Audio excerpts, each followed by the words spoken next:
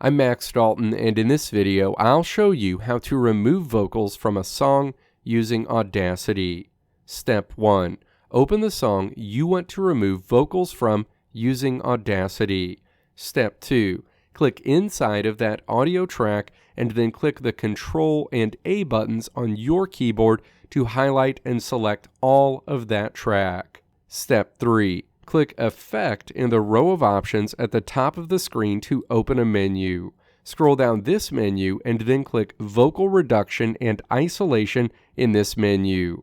The associated menu opens. Step 4. Find Action on this screen and then click the current option associated with Action to open a list of options. Click Remove Vocals in this list of options.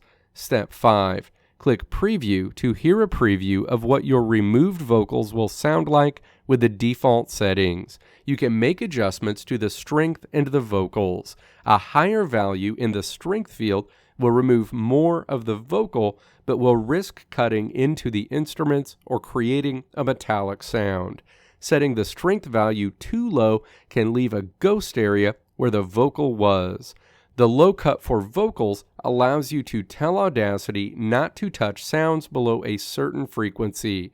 Conversely, the high cut for vocals tells Audacity not to touch sounds above a specific frequency. Again, click Preview to hear a preview of your settings. Click Apply when you get these settings dialed in and want to apply them to your entire audio track. A window will be displayed briefly showing you the progress of applying the changes to your audio file. If you don't want to overwrite your original file, you should save your changes in a new file by clicking File and then Save Project and then Save Project As. Let me know if this video helped you out in the comments below. If you liked what you saw here, click the video links on the right side of the screen to check out another video. Or click the logo on the left side of the screen to check out my tutorial website at www.maxdalton.how.